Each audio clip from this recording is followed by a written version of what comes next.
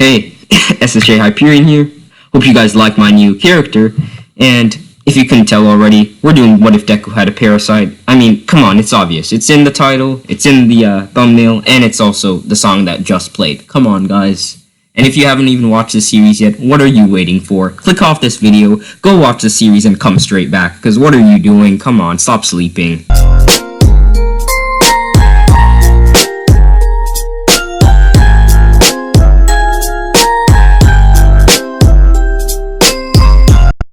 Good, you're back.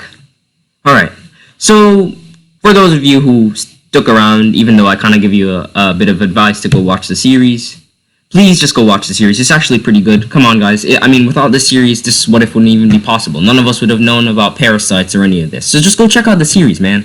I mean, it's really a good series. I mean, it's not like on the philosophy of like Death Note or some of those other anime, sorry.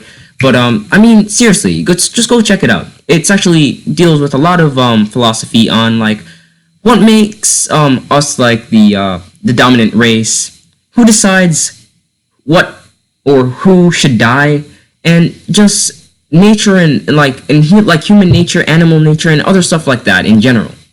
So please go just check out the series, and I'm just gonna explain what a parasite is, just in case you still want to stick around. So a parasite, just like all parasites, need a host to survive. So in the anime, we see parasites basically coming down from like space or whatever, or wherever they're actually really coming from, and they basically open up into this like little tiny roundish ball. We're gonna call it like their egg or whatever they want it, or whatever it wants to be called. And it basically opens, and the parasite looks for a host. In this, the parasite hopefully can get to the host's brain, where it takes it over and basically eats it, and then it becomes the brain of the body, which it will use to go and feed off of other species or other like parts of that species, alright? So that's basically what parasites do in the anime. And we see our main character in the anime, like his name is Shinichi, and basically he is faced with to live in this new world with parasites, and so are the rest of the humans in this whole planet. And we see them have many different conflicts with parasites eating humans and just getting used to life with parasites overall. And so we're going to actually see this happening to Deku, who is going to be getting a parasite, as you already know. But many other people are going to get parasites. It could be Bakugo from down the street. It could be some random guy we never met before, and then he just comes in and kills some random guy we never knew, or just kills a main character and we never get to see them. So you already know that this is really going to change the anime itself a lot. And so we are going to open up to where Deku is right now. Deku is at school. And this is one day before he actually meets All Might. There, he's still getting bullied by Bakugo, and Deku's upset. Deku decides to go home, taking the fast route.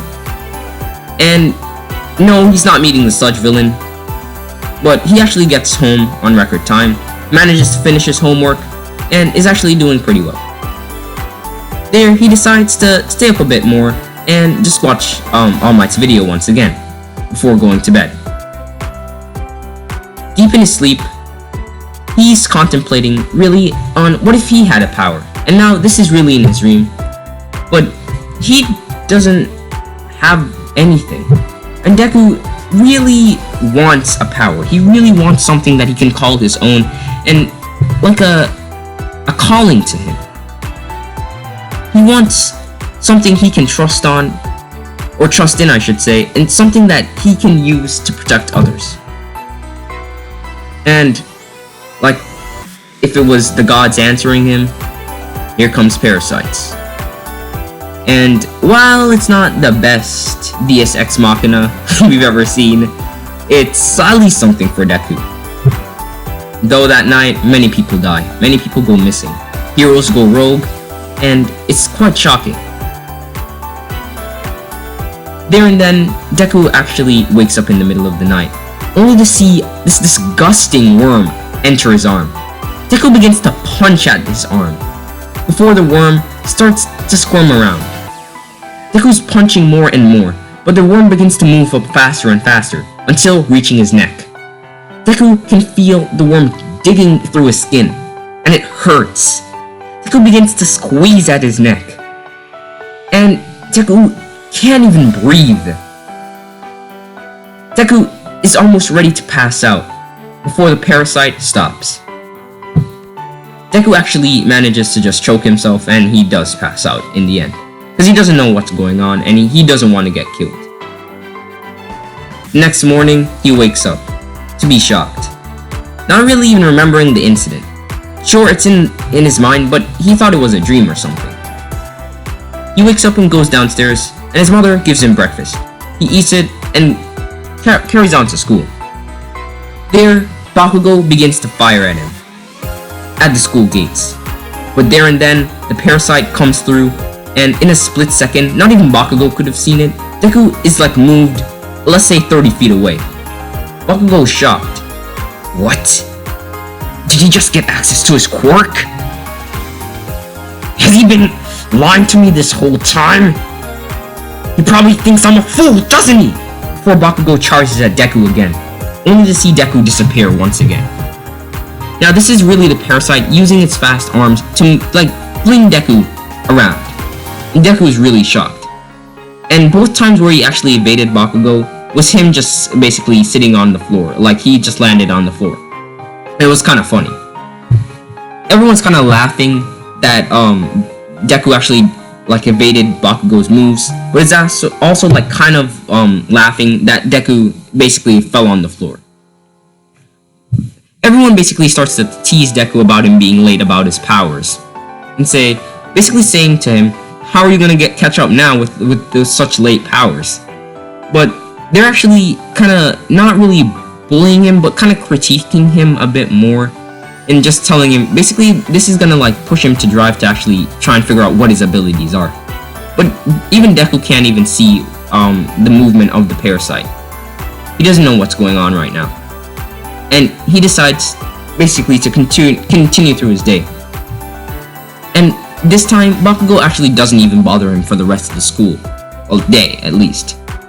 Deku, having yesterday actually gone through the fast lane, decides to do that again, but he regrets it immediately as the sludge villain appears, but this time with a demonic look on its face, as its face begins to split and drops of its face begin to splatter on the floor, and a human arm then comes out of it, with blood basically spraying on Deku's face.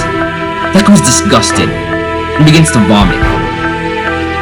There and then, the sludge villain begins to aim at Deku, only to nearly miss his arm.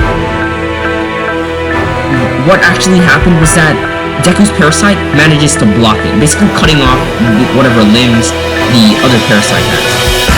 Deku's parasite then launches Deku backwards, before they get hit into All Might. The parasite begins to aim at All Might, but All Might moves very fast. And as to why the parasite aimed at All Might is because All Might himself has a parasite.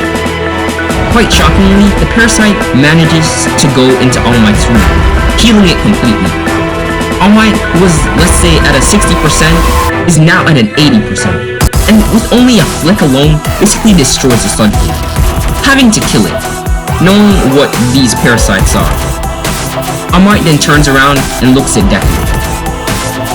The glare in his eyes, he knows he has to get down to business. And this is where I'm going to end off this part. Now, we know we had a bit of exposition, but I'm pretty sure this is going to be pretty good for us, guys. But anyways, just remember to like, subscribe, and just leave a comment for me, and just tell me how I can improve this video, and like the series in general.